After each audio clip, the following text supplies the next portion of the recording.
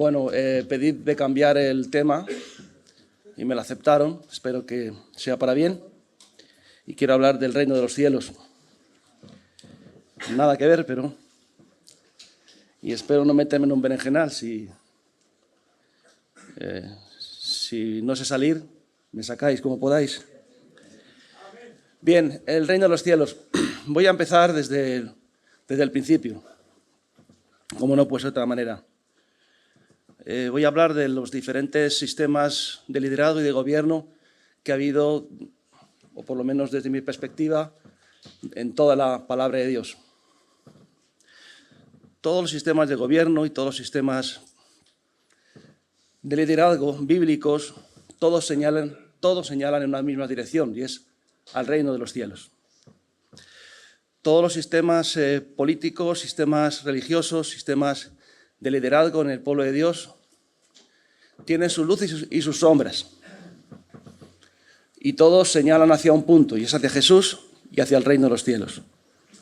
Entonces voy a empezar primero por cómo empieza el pueblo de Dios. El pueblo de Dios empieza con un sistema patriarcal. Abraham, Isaac y Jacob. Abraham es el padre de la fe, es el que engendra una nación.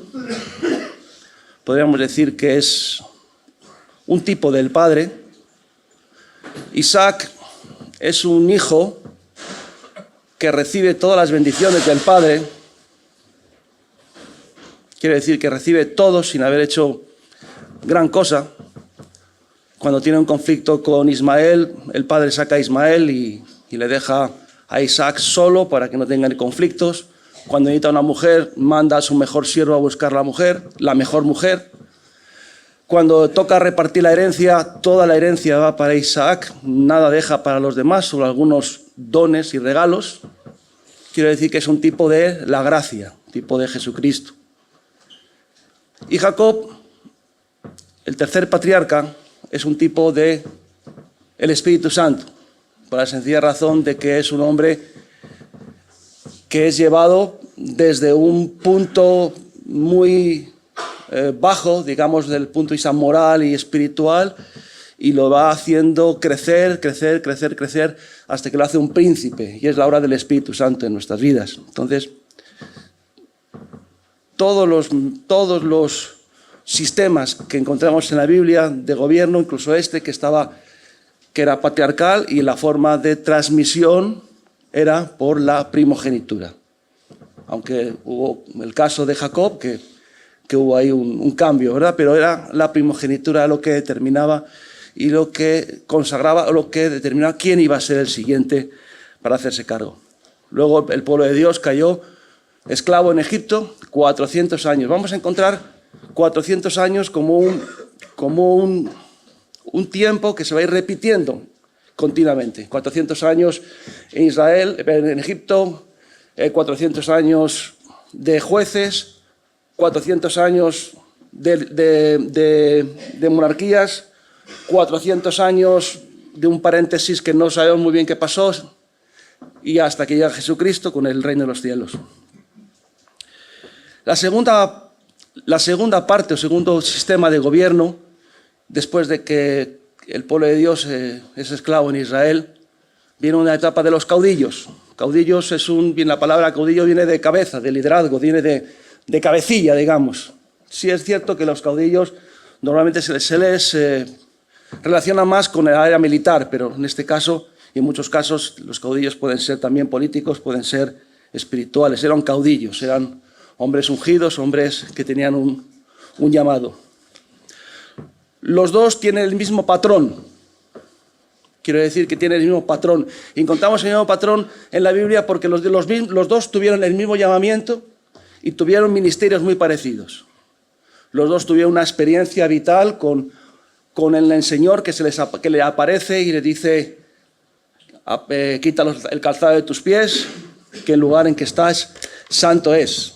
Uno lo encontramos, lógicamente, en Éxodo, el otro en el capítulo 2-3 de Josué, cuando el Señor le llama, se encuentra con el ángel y le dice. La otra cosa, voy a leerlo para que tenga un poquito más de consistencia. Entonces, En Josué encontramos el mismo patrón. En Josué dice la palabra de Dios en el capítulo 3, versículo 7, dice: entonces Jehová dijo a Josué: desde este día comenzaré a ti a engrandecerte delante de los ojos de Israel, para que entiendan que como estuve con Moisés, así estaré contigo. Es el mismo patrón.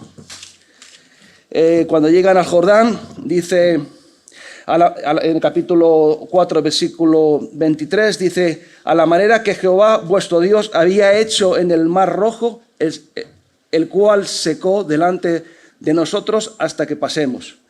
El mismo patrón, para que todos los pueblos, el patrón es que de la misma forma que Moisés abrió el mar rojo, Josué abrió el Jordán en dos, dice: para que Jehová vuestro Dios secó las aguas del Jordán delante de vosotros, hasta que hayáis pasado a la manera que Jehová vuestro Dios lo había hecho en el mar rojo. Es parecido, ¿no?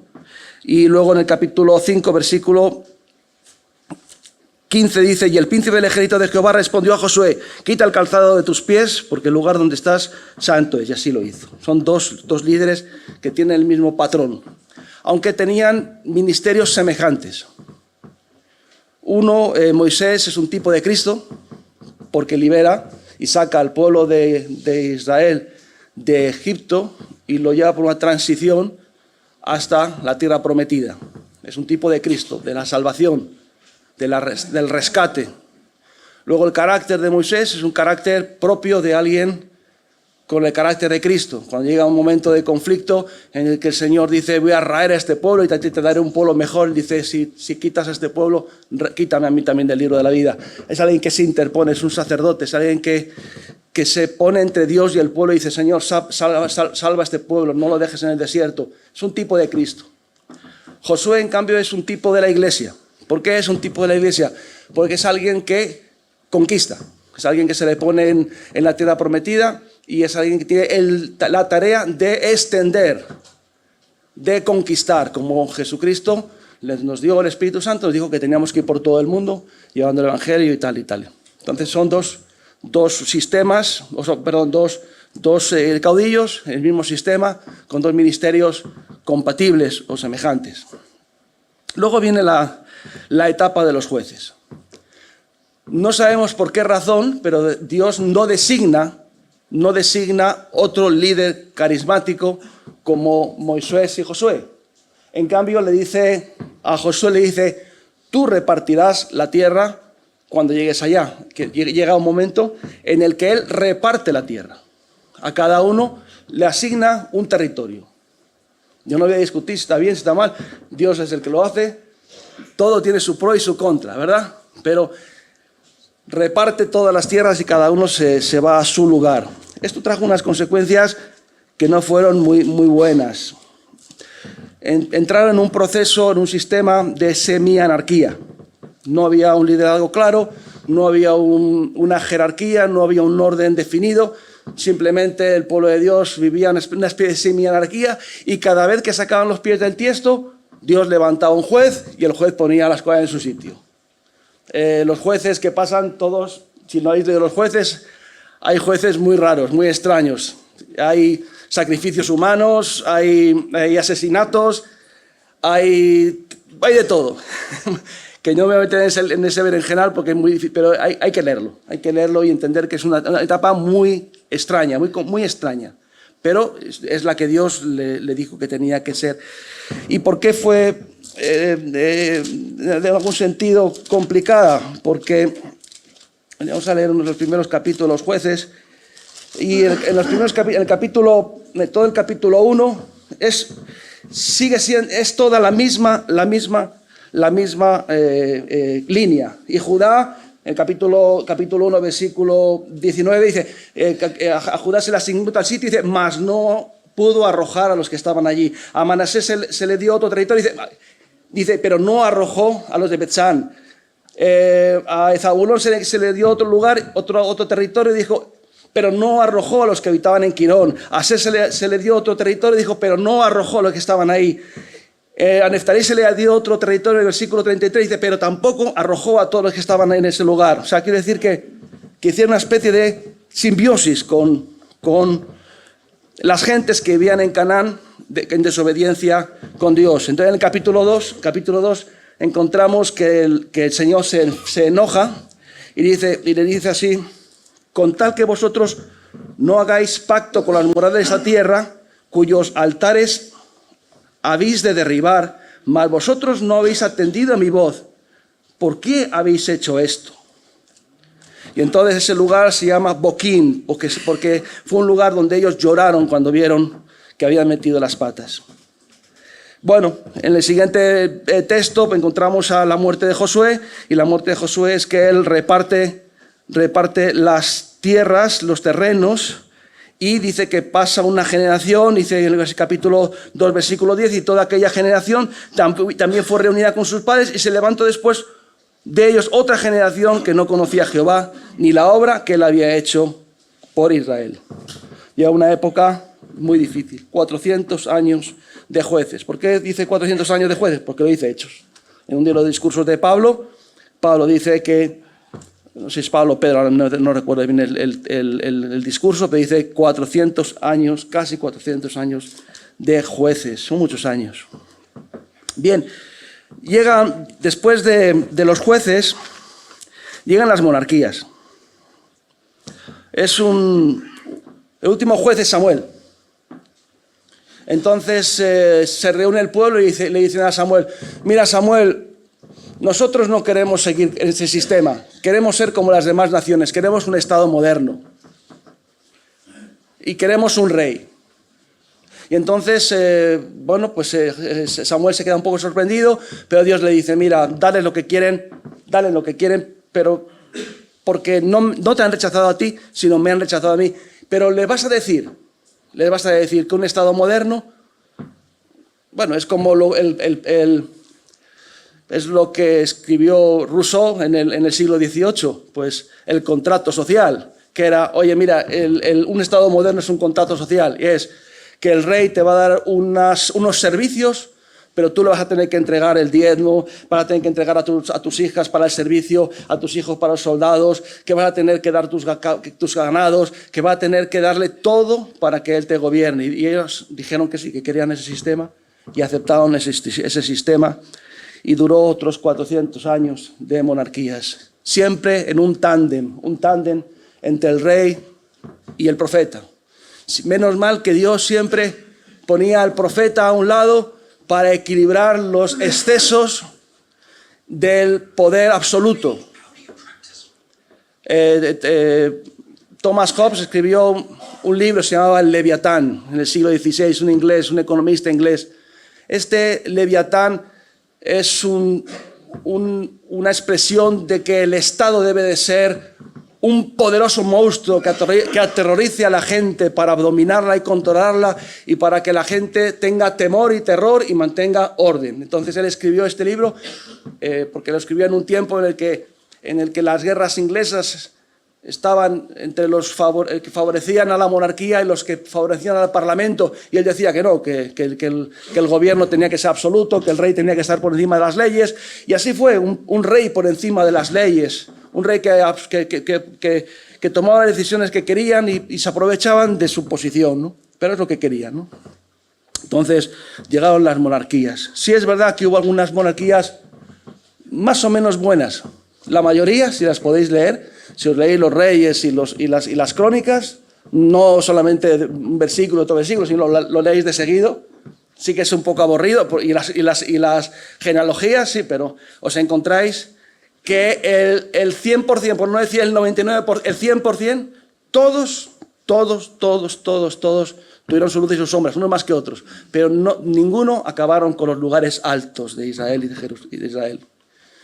Bien, sí es cierto que David apunta a un sistema espiritual, ¿no? Es un modelo. Por eso en todos los sistemas vamos a encontrar que todos señalan y apuntan a Jesús.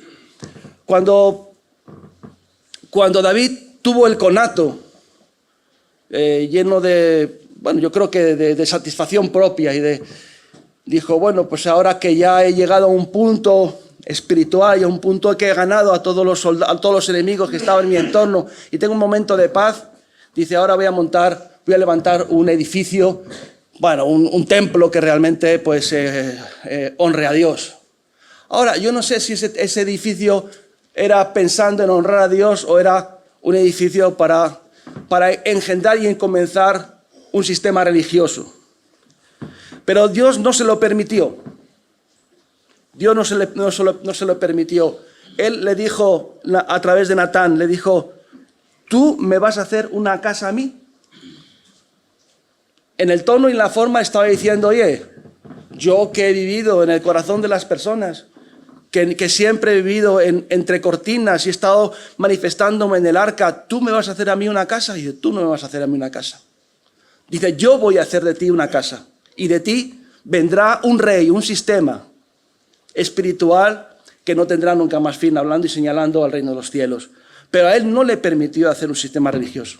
En cambio, Saúl sí levantó un templo. Yo no voy a juzgar nada, yo simplemente estoy un análisis, de todos los sistemas y lo que habrá. Yo sé que Dios lo permitió, pero todo señala hacia un punto.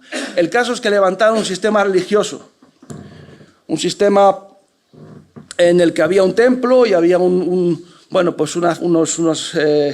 ritos y maneras y formas, ¿no?, que tampoco fueron determinantes para conseguir la unidad de la nación y del pueblo, sino que cuando murió Salomón, el pueblo se dividió en dos facciones tremendas. Israel se dividió. Israel, las 10 tribus se fueron para el sur con la capital en Jerusalén, las otras 2 se fueron para el norte con la ciudad y con la capital en Samaria. División y problemas. Es un tándem. Rey, profeta, rey, profeta. Si vais a leer, encontráis un rey en Israel, un rey en Judá, otro en Israel, tal pa' cual, y así fueron durante otros 400 años. Quiero decir que los contratos sociales no sirvieron de mucho. Estuvieron bien, y están bien. Quiero decir que no todo voy a dejar estos temas para el final porque el reino de los cielos, si no, nos va a hablar de otros asuntos, ¿no? Pero quiero ir más rápido, no sea que se me vaya el tiempo. Acaba el tiempo de los monarcas y comienza otra etapa que es oscura, que no la conocemos muy bien, que es desde Malaquías a la venida de Jesús. Son otros 400 años. Es un tiempo en que Alejandro Magno conquista toda el área y llega un tiempo de helenización. Quiero decir que Israel se empapa y es absorbido por la cultura griega. Platón, Sócrates y Aristóteles son los, digamos, los filósofos que estaban en 400 años, 300 años antes de Jesucristo. Quiero decir que toda la influencia que vemos en el Nuevo Testamento y en los textos de Pablo están empapados de la filosofía helénica y sobre todo, también incluso el griego era el idioma internacional, como ahora es el inglés, entonces era. Y tuvieron muchas guerras, 400 años de conflictos, los macabeos peleándose entre ellos, tratando de reconducir el corazón de Israel para sacarlo de la perversión de la helenización y de los ídolos y de la cultura. Y 400 años. Ahora quiero hablar del reino de los cielos. Todos estos sistemas señalan al verdadero sistema de gobierno, al cual yo creo que de nosotros, yo como responsable, como parte del liderazgo de este ministerio, siempre tenemos el miedo a la división, a la desviación. Y yo pienso, para mí, si podemos nosotros asimilar y entender y comprender y sobre todo vivir en el reino de los cielos, y que el reino de los cielos viva en nosotros y que nosotros seamos una prolongación del reino de los cielos, creo que no tenemos que tener ningún temor. Pero si nosotros creemos que podemos entender que un ministerio puede sostenerse, bueno, pues solamente por la tradición de la primogenitura que va de padres a hijos, o caemos en el error de que caudillos y hombres elocuentes y muy carismáticos puedan dirigir, o sistemas monárquicos en el sentido de estructuras mundanas, o creamos que la dispersión, que cada uno haga de su capa un sayo. Imagínate que mañana pues decimos, bueno, pues oye, que cada remar se arregle como pueda, ¿no? Como hizo Josué, oye, mira, cada uno lo vuestro. Pues yo creo que encontraremos fracasos y una derrota tremenda.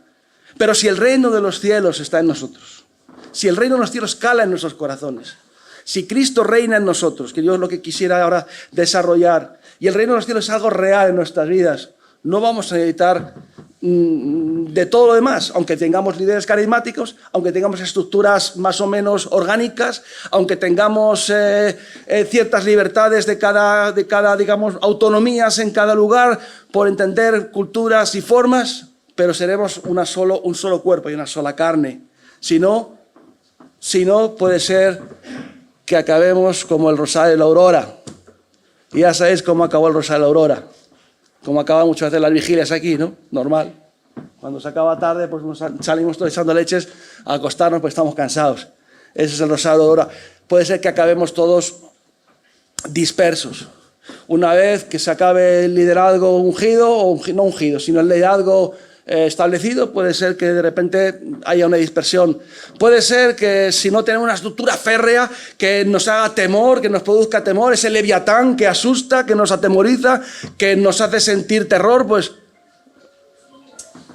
etcétera, ¿no? Entonces, creo que tenemos que implantar, bueno, me gustaría predicar, porque yo no puedo hacer nada, ni puedo nada, simplemente expresar lo que Dios pone en mi corazón. ¿Cuál fue la primera predicación? La predicación primera de Juan el Bautista. El reino de los cielos se ha acercado. Era una profecía, dice, viene un sistema de gobierno que no habéis visto nunca. Es el de los cielos. Y dice, arrepentíos. Porque para entrar en el reino de los cielos hay que hacer una reconversión interior. Porque el arrepentimiento es volverse diferente, volverse para atrás y cambiar muchas cosas y muchos conceptos y muchos pensamientos y muchas filosofías y muchas tradiciones y muchos modelos y muchos paradigmas, muchas cosas que se han ido sedimentando en nuestro corazón y que determinan muchas veces nuestra forma de actuar. Entonces solamente con el arrepentimiento, que es romper con lo atrasado, con lo que el mundo nos ofrece, con lo que nuestra cultura nos dice, o con nuestros temores y ansiedades y preocupaciones nos impulsan, ese reino puede venir a nuestras vidas. Pero no solamente fue la primera predicación. Yo siempre os aconsejo, hermanos, que leáis los libros de la Biblia enteros. Porque si leemos los libros de la Biblia así, un versículo, otro versículo, yo creo que se pierde un poco la línea, ¿no? Y el hilo. Pero, por ejemplo, quiero decir que en este texto de Mateo encontramos esa idea, ¿no? De que no solamente Juan el Bautista nos trajo ese mensaje, sino también la primera predicación de Jesús es la misma.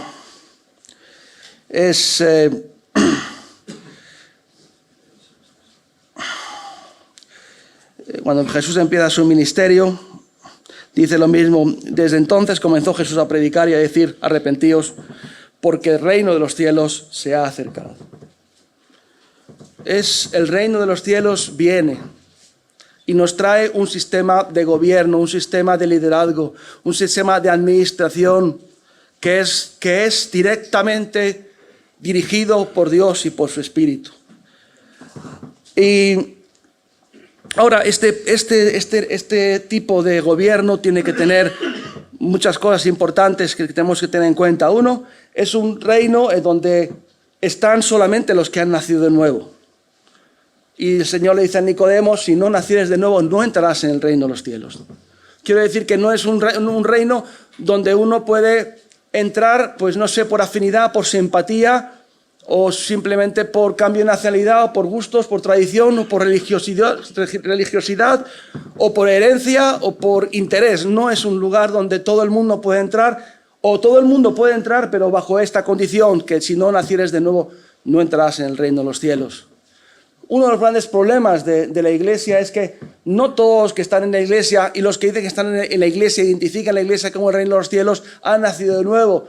Por lo tanto, siempre tienen la tendencia y la concupiscencia y la fuerza del mundo que les arrastra a volver a las antiguas sistemas y disciplinas.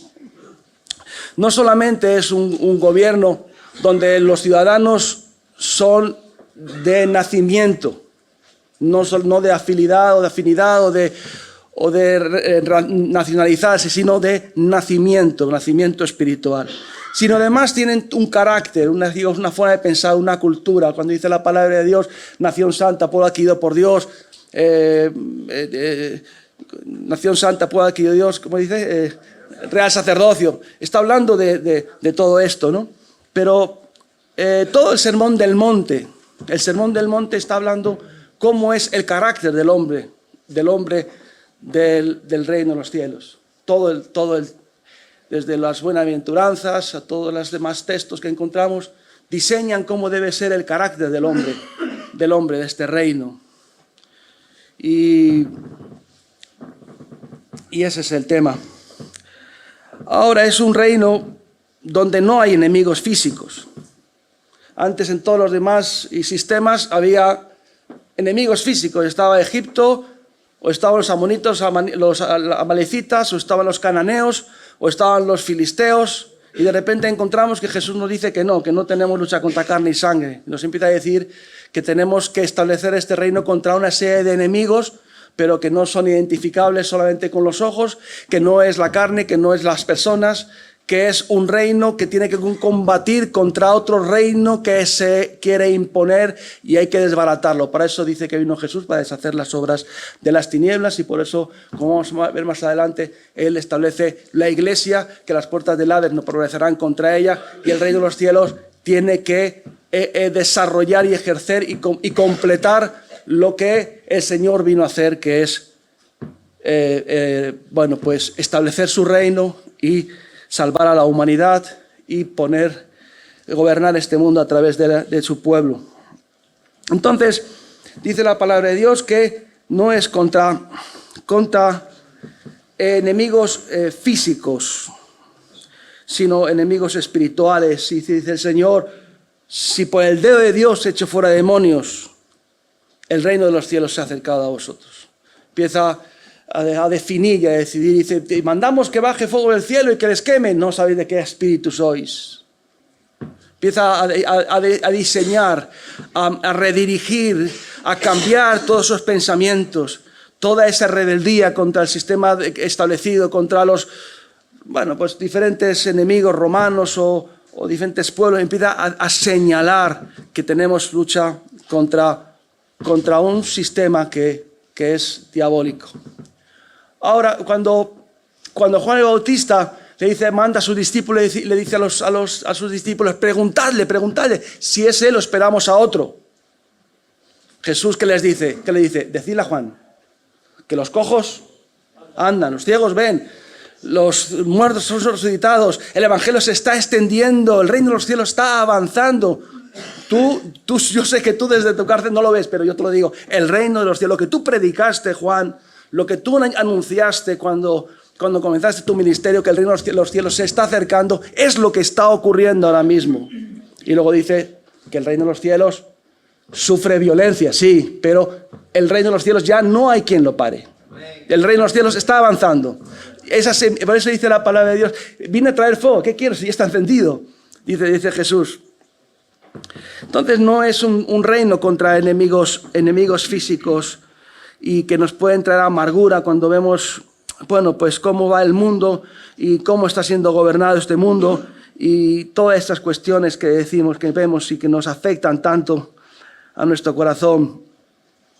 Entonces, las puertas del Hades no prevalecerán contra la iglesia, contra el reino de los cielos. Ahora, también él viene a desbaratar un poco la idea del sistema religioso, ¿no? Y entonces vemos que ya desde el principio de los evangelios, ¿no? Cuando se encuentra con la samaritana, dice, no, pero es que ni en este monte, ni en aquel, ni en Jerusalén, ni en este monte. Dios está buscando adoradores que le adoren en espíritu y en verdad. Entonces empieza como a desmitificar y a romper un poco las ideas que la gente tenía sobre la religión, la relación con Dios, y empieza a decirles, no, que ya no hay sacerdotes, que tú eres un sacerdote, que acercaos voluntariamente, confiadamente, que lo primero que ocurrió cuando murió Jesús, lo primero que ocurrió, ¿qué fue? Que se rasgó el velo. El velo significaba que había una separación entre el pueblo de Dios y había que tener una serie de ritos y una serie de sistemas religiosos que te permitían que las personas tuvieran acceso a la presencia de Dios o al trato de Dios o al perdón de Dios, y de repente el Señor lo cambia todo a través de Jesucristo y empieza a señalarles que el templo va a ser destruido, pero su templo, su cuerpo, lo reedificará en 3 días, se levantará de la muerte, porque está hablando de un reino poderoso que no nada tiene que ver con las piedras y con las estructuras religiosas. Y es un reino donde la palabra de Dios está grabada en nuestros corazones. Es el Verbo hecho carne. Es el que habita en nuestro corazón, es la unción en nosotros, en la que ya no hace falta que nadie nos enseñe, que lo profetizó el profeta Jeremías en el capítulo 31, el versículo 33, cuando dice estas palabras: pero ese es el pacto que haré con la casa de Israel después de aquellos días, dice Jehová, daré mi ley en su mente y la escribiré en su corazón, y yo seré para ellos Dios, y serán por pueblo, y no enseñarán más ninguno a su prójimo, ni ninguno a su hermano, diciendo, conoce a Jehová, porque todos me conocerán, desde el más pequeño de ellos hasta el más grande, dice Jehová, porque perdonaré la maldad de ellos y no me acordaré más de su pecado. Este es el pueblo de Dios. Este es el pueblo, este es el ciudadano del reino de los cielos. Es el ciudadano que tiene la vida de Dios, la palabra de Dios morando en su corazón, hablando desde lo más profundo de su corazón, en la que va a haber problemas siempre entre nosotros, va a haber conflictos. Yo necesito tiempo para tomar decisiones, necesito tiempo para cambiar algunas ideas, pero yo sé que es lo que tengo que hacer porque el Espíritu Santo me redarguye, me exhorta, me impulsa, me presiona y me dice qué es cómo tengo que caminar y qué tengo que hacer. Por eso necesitamos establecer el reino de los cielos. No sé si es la palabra, necesitamos establecer, necesitamos que el Señor establezca el reino de los cielos entre nosotros. Que Él nos mande su Espíritu. Entonces, este es el mensaje que quería compartir. Luego todo el capítulo 13. Capítulo 13 de Mateo habla solamente del reino, cómo es el reino de los cielos. Entonces todo el capítulo 13 de Mateo habla que el reino de los cielos es algo que se expande, algo que crece, algo que avanza, algo que influye. No es algo a veces tangible, pero es algo que no hay quien lo pare. Es algo que crece, es algo muy pequeñito, pero se hace árbol. Es una red, pero que abarca y coge muchos peces. Es una levadura, pero que lo leuda todo. Es un tesoro que merece la pena dejarlo todo por ganarlo. Es una perla, pero hay que vender todo lo que tenemos por esa perla. Ese es el reino de los cielos. Pero cuando llegamos a ese punto, pues el reino de los cielos, no sé si lo queremos para nosotros o no. Cuando llega el momento en que decimos, no, es que el reino de los cielos me cuesta todo. Bueno.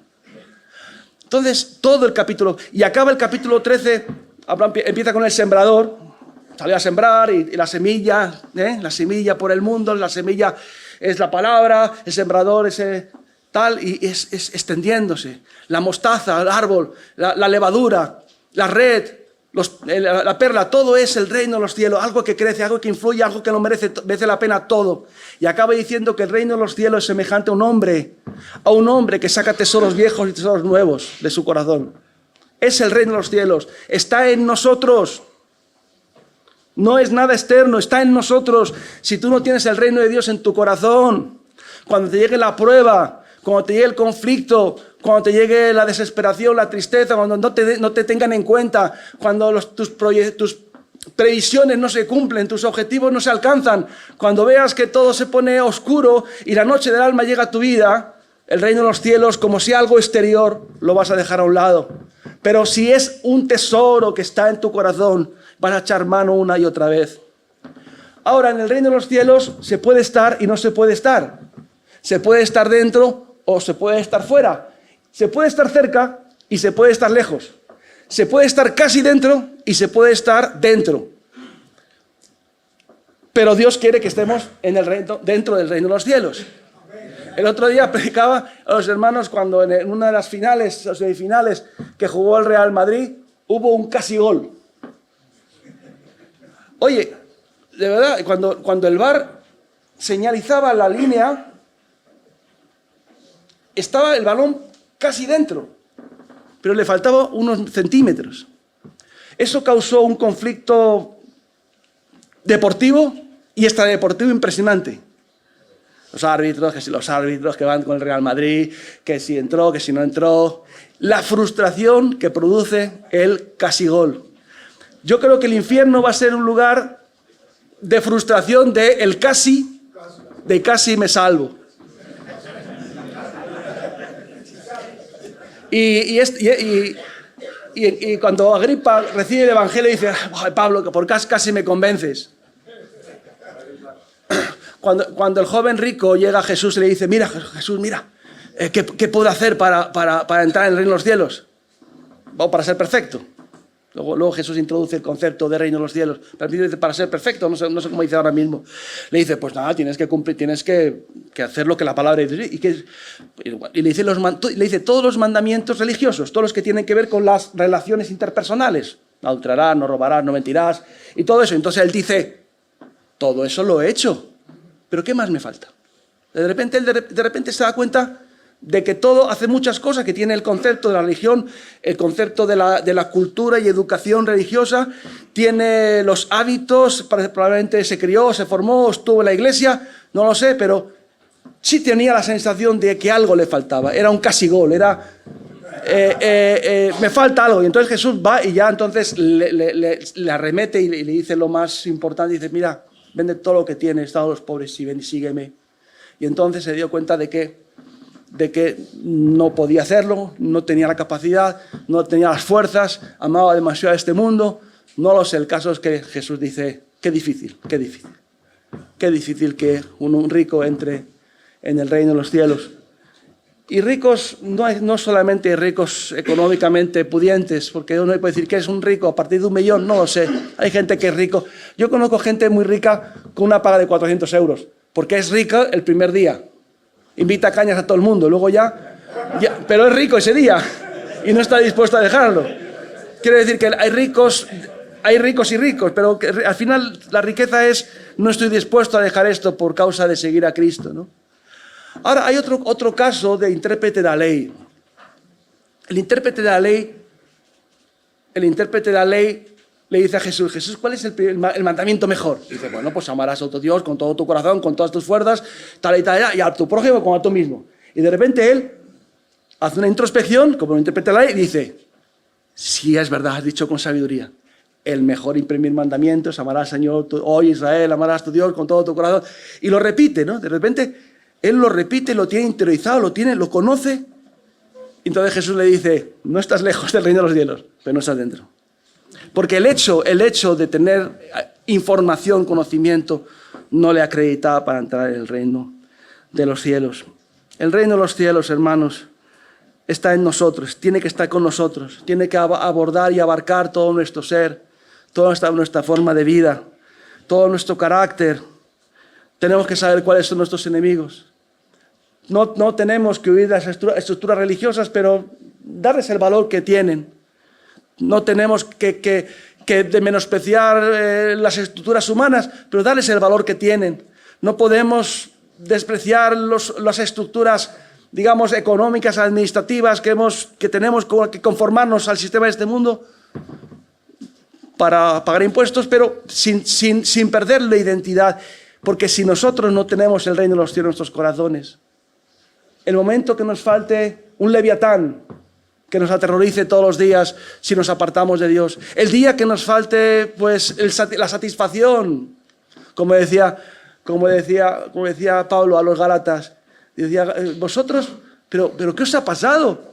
Si estabais dispuestos a sacaros vuestros ojos por mí, si me tratasteis como un ángel de Dios, ¿qué os ha pasado? Dice, ¿dónde está esa satisfacción que experimentabais? Y os pregunto, ¿dónde está esa satisfacción que experimentabais cuando estabais en la primera fase, cuando hacíamos tal cosa sirviendo al Señor, nos hemos hecho viejos, hemos perdido la satisfacción y nos hemos hecho religiosos o hemos cambiado? Como decía la canción, toda la vida buscando el corazón dorado, pero me he hecho viejo. Tenemos que seguir buscando un corazón dorado. Nuestro corazón tiene que seguir siendo dorado antes de hacernos viejos. ¿Dónde está esa satisfacción que experimentabais? Y decía, estoy perplejo. Y eso nos pasa también a nosotros. Nos puede pasar transitoriamente y perder la satisfacción de servir al prójimo, de ayudarnos, o podemos mantenerla indefinidamente porque tenemos el reino de los cielos que nos lleva a imitar a Jesús en el servicio. Yo estoy con vosotros como el que sirve, se quita el manto, se pone la toalla. O ejemplo os he dado para serviros. Que os améis unos a otros como yo os he amado. Y si la palabra de Dios mora en nosotros, y sobre todo el Espíritu de Cristo, no habrá divisiones, ni habrá fragmentación. Pero si imitamos a los reyes, si imitamos a las monarquías, si imitamos a los sistemas de este mundo, si nos volvemos jueces y fragmentamos la obra en 1000 cachitos, yo sé que Dios siempre va a guardar remanentes. Si nos volvemos un sistema patriarcal en que vamos dejando de padres a hijos, un sistema y la herencia y todo eso, puede ser que lo prolonguemos por un tiempo. Pero el reino de los cielos no ha venido por un tiempo. El reino de los cielos no ha venido para solamente una generación. El reino de los cielos es hasta que Él venga y lo establezca de una forma definitiva. Entonces,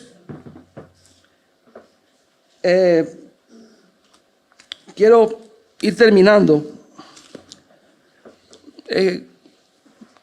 No sé si voy a tratar de encajar esto, pero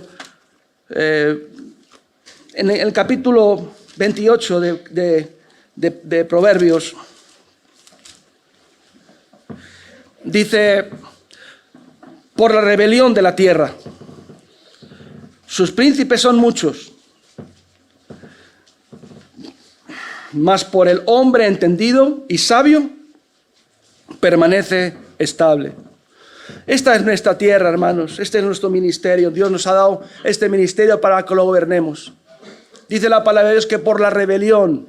¿La rebelión qué es? Sino simplemente pues la falta de la manifestación de la gracia de Dios y la manifestación de los frutos de la carne, que son rebeldía, que es el orgullo, el personalismo, el deseo de crecer, el deseo de medrar de por encima de los demás o proyectar tu ego, no sé, y al final la rebeldía nos lleva a que por la rebeldía los príncipes sean muchos. Yo no quiero que en la tierra haya muchos príncipes, yo me conformo con que sea Jesús a través de su reino en nosotros, siga gobernándonos y siga dirigiéndonos y siga haciendo que este ministerio sea, pues como dice todo el capítulo 13, que no lo hemos podido leer lógicamente, de Mateo, que el reino de los cielos es algo que crece, algo que se extiende, algo que influencia, que influye, algo que gana almas, algo que se gana dejándolo todo.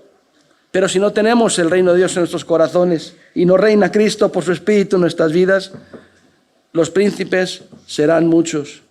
Y tendremos etapas de un tal Jefte que tuvo que sacrificar a su hija O vemos a Oda, que el traiciona y mata al príncipe metiéndole el cuchillo hasta el vientre y sacando las entrañas. A la otra, que le clava en la sien una estaca para matar a Sísara. No sé, escenas que son de película de terror. No sé, quiero decir, hermanos, que eso no es lo que Dios quiere para nuestras vidas. Entonces, Dios no quiere una tierra donde haya muchos príncipes. Dice que, pero el entendido, el sabio, el hombre que tiene el Espíritu de Cristo, por ese tipo de hombres, la tierra permanece estable. ¿Cuál es el problema siempre que hay en toda división y en todo conflicto? O que para que los sistemas de gobierno se diluyan y se destruyan. Yo voy a decir solamente uno, y está en Romanos, creo que es capítulo 12 o 13. Dice así la palabra de Dios. Capítulo 12, versículo 16, dice: unánimes entre vosotros, no altivos, sino asociándonos con los humildes, no seáis sabios en vuestra propia opinión. Unánimes, unidos, habla de unidad. Dice que la altivez es lo contrario, es la rebeldía, es lo que produce divisiones, es lo que produce enfrentamientos, lo que produce, pues los peores venenos para la obra y para el reino de los cielos. Y dice, asociándonos con los humildes, no seáis sabios en vuestra propia opinión. Ahora, si realmente, hermanos, honestamente, probablemente si somos aquí 200 personas, es muy probable que haya 200 opiniones. Tristemente. Pero en la medida que Cristo va creciendo en nuestros corazones, el reino de los cielos va avanzando en nuestras vidas, va calando en nuestra educación, nuestra cultura, en nuestro interior, va desplazando todos los conceptos, ideas mundanas y toda la carnalidad. Vamos siendo diferentes, perspectivas parecidas, pero todos complementarios. Y vamos formando de una forma extraña pero maravillosa el maravilloso cuerpo de Cristo. Pero si nosotros no entendemos que las opiniones es algo que tenemos que dejar atrás y debemos de buscar qué es lo que la palabra de Dios dice. Porque mi opinión, pues, está bien, puede ser, puedo opinar sobre algo, pero creo que las opiniones están de más. Lo importante es lo que Dios dice, lo que Dios nos ha revelado, como dice la palabra de Dios. En cuanto a lo que hemos llegado, sigamos la misma regla. Y si hay algo a lo que no hemos llegado, dice, también Cristo nos lo revelará. Como diciendo, mira, hemos llegado a muchas cosas que tenemos claras, esas unánimes. Hay cosas que todavía no tenemos claras, es cierto, pero también Dios nos las revelará. Dios no nos va a dejar nunca en la intemperie, no nos va a dejar desnudos, no nos va a dejar sin información, no nos va a dejar sin revelación, no nos va a dejar sin herramientas para que resolvamos nuestros problemas en los momentos en que vayan, eclosionando por el tránsito, por la vida y por las circunstancias. Dios nos irá dando la sabiduría. Pero en cuanto a lo que hemos llegado, sigamos todos una misma regla, unánimes, y sobre todo las opiniones no son tan importantes. Por eso acabo, yo pensaba que iba a tardar más. Acabo, pues, Primera de Corintios, o Segunda de Corintios.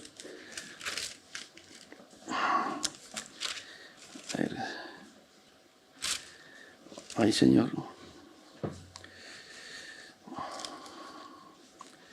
No me acuerdo.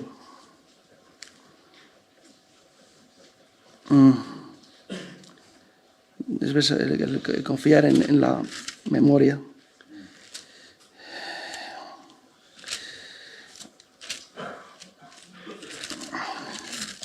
Dame un minuto, por favor, que lo encuentre. Ya no se me salta el cielo. El texto en que dice, algunos piensan que no iré a vosotros.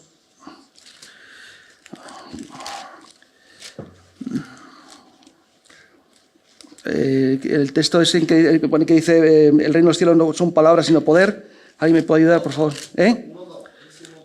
¿Corintios? No.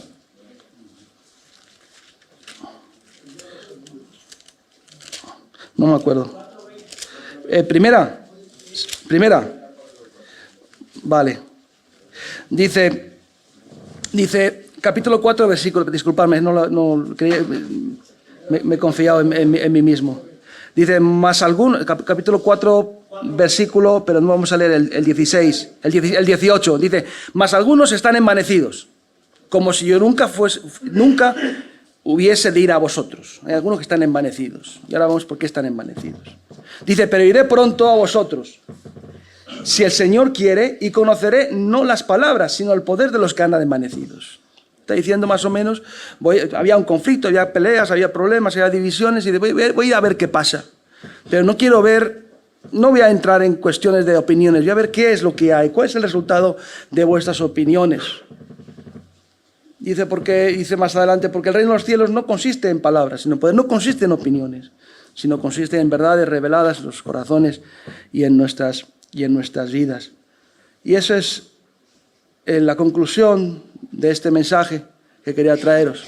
Muchos sistemas han pasado, todos con sus luces y sus sombras, pero todos señalan al sistema maravilloso y glorioso que no se aprende solamente a través del viaducto de los pensamientos, de la educación, del pensamiento y de la lectura, sino de la revelación de Cristo, del nuevo nacimiento, de la llenura del Espíritu Santo. Y lógicamente después del reino de los cielos pues podríamos continuar con la iglesia, pero es al final una continuación. Pablo, antes de ser sacrificado, en el último de los libros que le escribió, Segunda de Timoteo, que para mí es el testamento de Pablo, no deja de decir: Timoteo, no te enredes en fábulas, no en discusiones necias que solo traen divisiones, que solo traen confrontamientos, que solo traen... Tú céntrate en lo importante, predica la palabra, predica a Cristo, predica al Señor, porque yo estoy preso, pero la palabra de Dios no está presa. Amén. Dios bendiga.